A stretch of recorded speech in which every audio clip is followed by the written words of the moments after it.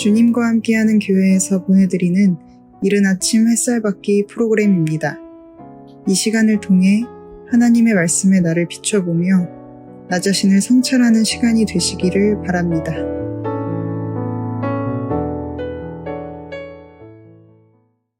이른 아침 햇살 받기 시간입니다. 우리가 지금 에스라를 살펴보고 있는데요. 1장 1절부터 나와 있는 내용을 가지고 한번 하나님의 구원의 섭리라는 측면에서 바사왕 고레스의 마음을 움직이시는 하나님에 대한 얘기를 했고요. 그리고 전체적으로 에스라의 구조에 대한 얘기를 했습니다. 오늘은 이제 1장부터 좀 더 구체적으로 이야기를 해보도록 하겠습니다. 1장 4절에 보면 그 남아있는 백성이 어느 곳에 머물러 살든지 그곳 사람들이 마땅히 은과 금과 그 밖의 물건과 짐승으로 도와주고 그 외에도 예루살렘에 세울 하나님의 성전을 위하여 예물을 기쁘게 드릴지니라 하였더라. 이렇게 이제 그 고레스 왕에 의해서 하나님의 성전 건축이 이제 다시 이루어지고 있습니다. 그리고 5절부터 사로잡혀간 백성들이 돌아온다는 얘기를 합니다. 지금 그리고 2장에는 돌아온 사람들에 대한 이야기가 쭉 적혀 있습니다. 옛적에 바벨론 왕 느부갓네살에게 사로잡혀 바벨론으로 갔던 자들의 자손들 중에서 노임을 받고 예루살렘과 유다 도로 돌아와 각기 각자의 성읍으로 돌아간 자, 곧 스룹바벨과 예수아와 느헤미야와 스라야와 르엘리야와 모르드게와 빌산과 비스발과 이렇게 쭉 하면서 등과 함께 나온 이스라엘 백성의 명수가 이러하니라. 자, 주요 핵심 인사들을 나열하고 그리고 그들과 함께 나온 이스라엘 백성의 이름을 쭉 기록합니다. 여기서 스바다 자손, 아라 자손, 마핫 모압 자손 이렇게 쭉 누구의 자손이 몇 명이요, 누구의 자손이 몇 명이요 쭉 얘기를 합니다. 맨 2장의 마지막 부분에 이제 돌아온 사람들 명단을 쭉 얘기를 하면서 이 자손들이 하나님 앞에 뭘 어떻게 했는지에 대한 얘기를 또 기록을 합니다.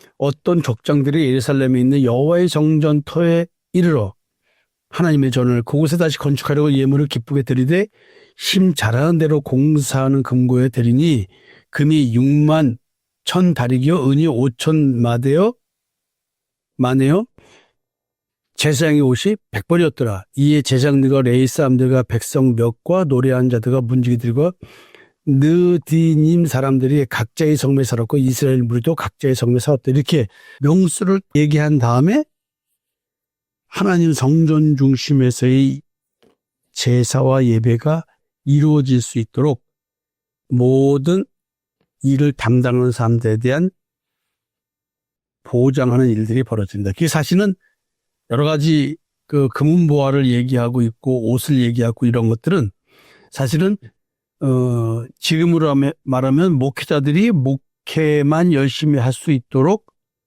성도들이 교회 운영에 대한 책임을 지고 여러 가지를 담당했다는 얘기죠. 근데 그 당시엔 더 한 것이죠. 왜냐하면 하나님의 성전 제사를 드리려면 각자가 율법대로 행해야 했기 때문에 그렇습니다. 자, 이걸 통해서 우리가 깨닫는 것은 예수 그리스도의 십자가의 대속의 은총을 믿는 믿음을 구원받는다는 것을 깨닫는 것이죠. 인간이 옛사람 상태에서는 안 된다, 새 사람이 돼야 된다, 이런 얘기를 하는 거죠. 자, 지금 2장을 통해서 제가 하고 싶은 얘기는 뭐냐면 에스라서에서 돌아온 사람들의 자손별 숫자의 의미를 구원의 명부인 생명책과 연계하여 한번 생각을 또 해봐야 됩니다. 그리고 우리가 요한계시록 얘기할 때 짐승의 수, 사람의 수, 666에 대한 것, 즉 사람을 세는데 그게 짐승의 숫자였다. 그래서 666이라고는 이 상징적 숫자에 대한 얘기를 풀어드렸습니다. 666이 뭘 의미하는 것이라는 얘기를. 그러면서 이제 이 숫자 세는 문제를 짐승의 수를 세는 게 아담이 나보다 먼저 지음받은, 인간보다 먼저 지음받은 생물적 존재들의 숫자를 세잖아요. 모든 이름을 부여하고 그 특성들의 이름을 부여합니다. 그게 곧 그들의 이름이 되었어요. 부르는 즉 이름이 된 겁니다. 그래서 어쩌면 이렇게 구원받은 자들, 바벨론의 포로에서 돌아온 자손들을 누구누구 자손에서 누구 몇 명 이렇게 얘기하는 것. 저는 이것을 택함 받은 자에 대한 이야기라고 말하고 싶은 것입니다. 우리는 왜 택함 받냐면 예수 그리스도의 십자가의 보혈의 피를 뿌림 받기로 이미 택정된 자라는 거예요. 지금 당장 여러분이 저 같은 신앙은 아닐지라도 적어도 예수 믿는 믿음으로 말미암아 예수의 피 뿌림을 받기로 택정된 자라는 이 사실, 이것은 여러분들이 하나님을 믿지 않는 상태에 있었어도 이것은 이루어져 가고 있는 일입니다. 따라서 이런 것을 깨달을 수 있는 그 무언가의 일들이 내 삶을 통해서 발생하고 있는 것이죠. 일단은 교회에서 이런 얘기를 집중적으로 듣고 여러분들이 예수의 피뿌림이 있는가에 대한 실체를 갖고 신앙생활을 하도록 하는 그곳에 왔다는 이 자체로도 여러분들은 예수 그리스도의 피뿌림을 받기로 택정된 자라는 것 속에 포함될 가능성이 매우 많지 않을까 이렇게 생각을 해봐야 됩니다. 왜냐하면 이건 여러분들과 그리스도와 하나님과의 관계이기 때문에 그렇습니다. 저는 이런 말씀을 전할 뿐이죠. 제가 그거를 만들어낼 수 있는 목회자는 아니니까요. 저는 가르칠 뿐입니다. 그래서 1차적으로 에스라의 자손별 의미, 이거는 에스라 2장과 8장의 기원자 명단이 이게 쭉 있습니다. 이스라엘 자손 곧 바벨론 폴에서 돌아온 자의 명수가 이렇다. 지금 개인 이름보다 집단의 이름과 숫자를 계속해서 반복 구조처럼 얘기를 합니다. 누구 자손이 몇 명이요, 누구 자손이 몇 명이요. 자, 실제 기왕 공동체에 지금 행정적 등록부를 지금 작성한 거죠. 어찌 보면 이걸 통해서 주민등록을 이제 발부하는 거겠죠. 어찌 보면은. 그래서 사람들이 이미 다 등록이 돼야 돌아왔을 때 줘야 될 토지 분배, 그 다음에 성전 봉사, 공동체에서 어떻게 지체 역할을 한다는 자격증명이 되겠죠. 이 지금 명부가. 성경은 이것을 그냥 행정문서처럼 말하는 것이 아니라 이 숫자를 정확하게 세서 누구 자손의 몇 명이라는 이 속에서 바벨론 풀에서 돌아온 자의 명부는 사실은 그냥 명부가 행정등록부로서의 명부가 아니라 택함받은 자의 명부, 죄의 종에서, 율법의 종에서, 사망권세의 종에서 해방된 자에 대한 이야기의 상징성을 담아놓은 것이 아니냐라고 생각하는 것입니다. 왜 하나님은 이름과 숫자를 기록하게 하셨을까요? 이게 바로 뭐냐면 언약적 생명에 속한 자의 표입니다. 요한계시에 나와 있는 이마에 받는 표, 구원받은 자의 표. 구원받지 못한 자는 가인의 표를 받죠. 그래서 생명책 기념. 여러분 이걸 제대로 이해를 하셔야 합니다. 출애굽기 32장 32절을 보면요. 모세가 이런 말을 합니다. 참 두렵고 떨리는 예. 진짜 이거는 엄청난 이야기를 합니다. 이스라엘 백성들이 출애굽해가지고 금신을 만들었어요. 돌판을 받으러 갔을 때. 그때 이제 이런 얘기를 합니다. 엄청난 죄를 졌으니까 이제 그들의 죄를 사하시옵소서. 그렇지 아니하시오면 원하건대 주께서 기록하신 책에서 내 이름을 지워버려 주옵소서. 참. 하나님이 지워버리지 않으시죠. 근데 자기 이름 지워달라고 생떼를 쓰면서 백성도 구원해달라는 거 아니에요. 저도 이 정도 깡따구가 있을까요? 여호와께서 모세에게 이르시되 누구든지 내게 범죄하면 내가 내 책에서 그를 지워버리리라. 이제 가서 내가 네게 말한 곳으로 백성을 인도하라. 내 사자가 네 앞서 가리라. 그러나 내가 보응할 날에는 그들의 죄를 보응하리라. 여호와께서 백성을 치시니 이는 그들이 아론이 만든 바 그 송아지를 만들었습니다. 여러분, 이렇게 생명책에 있는 이름이 있습니다. 지워버릴 수가 없습니다. 사실은 다니엘서에도 생명책에 기록된 자들만이라는 표현이 10장 1절에 나와 있고요. 요한계시록 20장 12절에도 생명책이란 말이 나옵니다. 자기 행위대로 심판을 받는다는 의미 속에서의 그 생명책을 얘기합니다. 그래서 구속사에서 기록된 이름이라고 하는 것은 항상 심판과 구원을 가르는 그런 근거가 됩니다. 그래서 이 숫자 참 볼 때마다 두렵고 떨립니다. 그래서 에스라가 지금 족보를 쓰듯이 썼어요. 어쩌면 지금 이미 행정등록부인데 행정등록부에 나와 있는 귀환자 명단이 마치 생명책의 모형처럼 보여지는 거예요. 구속공동체에 공식적으로 속한 자들의 이름의 목록, 이게 지금 쭉 나오는 겁니다. 이 에스라 2장 62절에 이 사람들은 계보 중에서 자기 이름을 찾아도 얻지 못하로 그들을 부정하게 여겨 제사장의 직분을 행하지 못하게 하고 이런 말들이 있습니다. 족보에 이름이 없으면 제사장 역할 자체가 불가합니다. 공동체 안에 있어도 언약적 생명에는 편입될 수가 없습니다. 야, 이게 좀 무섭죠. 이게 무슨 얘기냐면 제사장 중에는 하비야 자손과 학곡스 자손과 바르실레 자손이니 바르실레는 길르앗 사람 바르실레의 딸 중에 한 사람을 아내로 삼고 바르실레의 이름을 따르는 자가 이 사람은 계보 중에서 자기 이름을 찾아도 얻지 못하므로 그들을 부정하게 여겨 제사장이 직분하지 못하게 하고 방백이 그들에게 명령하여 우린과 둠빔을 가진 제사장이 인하기 전에는 지성물을 먹지 말라 하였니라. 와, 이렇게 명부가 이거는 어마어마한 역할을 하는 거예요. 벌써 생명책에 있는 제사의 역할을 하지 못하게 하는 겁니다. 없으면, 명부에 없으면. 이제 생명책 논리와 정확하게 맞는 일들이 이렇게 기록되어 있습니다. 에스라 2장 62절 한번 보시면 됩니다.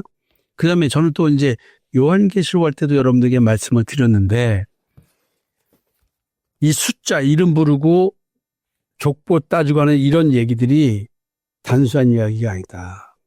창세기 2장에서 아담은 모든 생물의 이름을 지어줍니다. 이게 무슨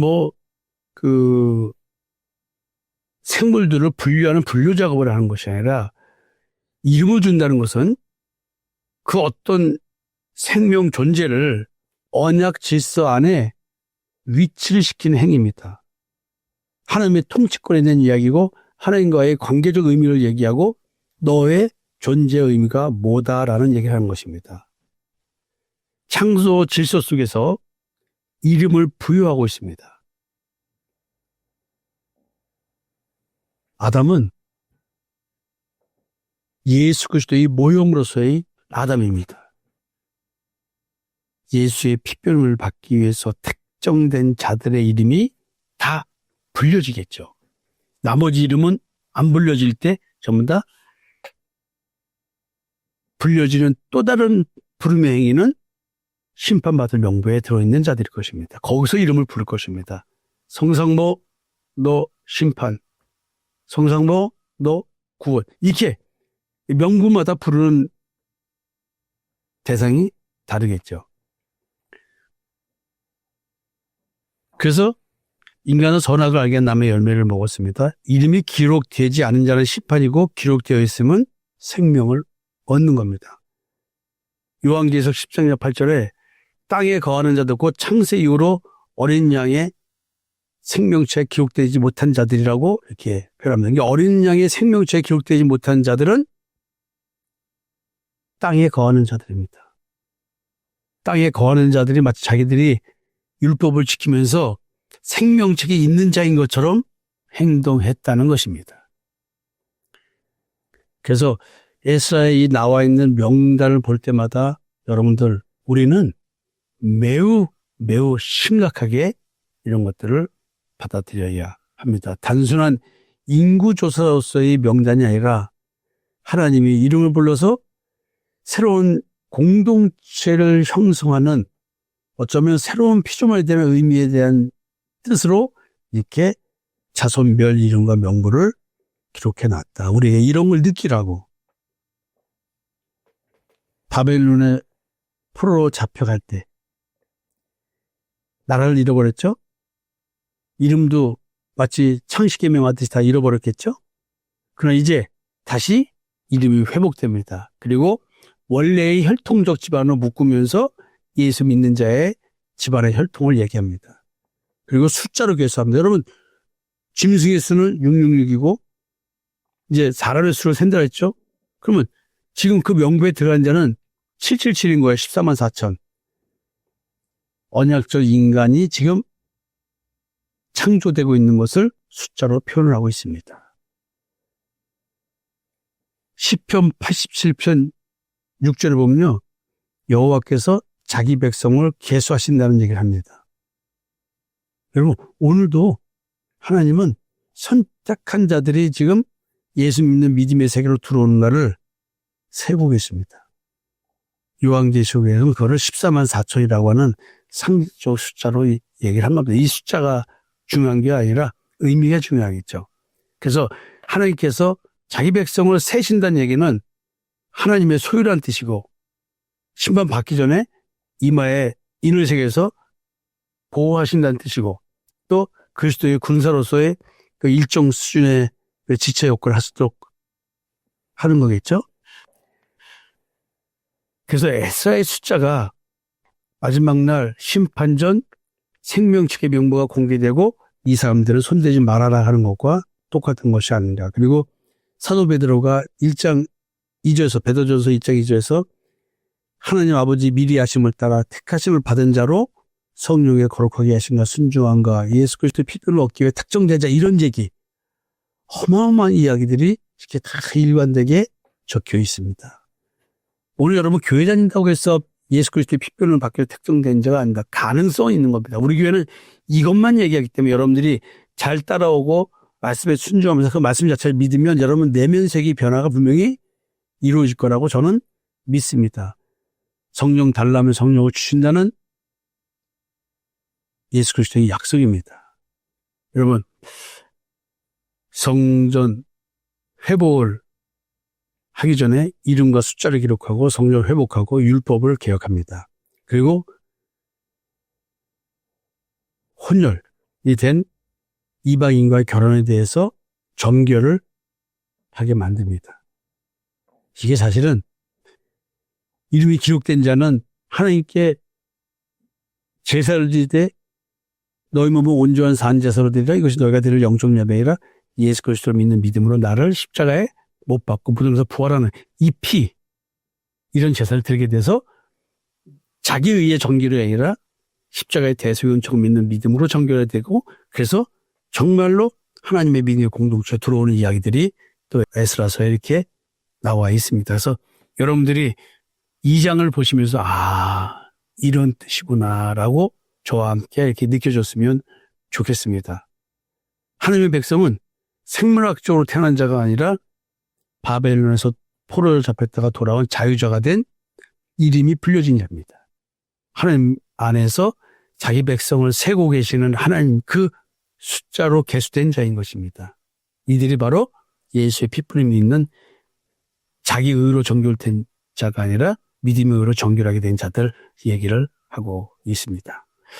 여러분, 에스라의 족보는 인구조사가 아니라 생명척에 대한 지상적 예표이며 아담의 이름 짓기와 같이 창조의 언약적 시작이고 이 완성은 어린 양의 피로 내 이름이 새로운 피조물로서 확정되는 것입니다. 여러분, 눈에 보이는 주님과 함께하는 교회에서 하나님의 피뿌림을 받기로 택정된 자들의 모임이 돼서 전성도가 십자가의 증인이 되는 교회가 되었으면 좋겠습니다. 감사합니다.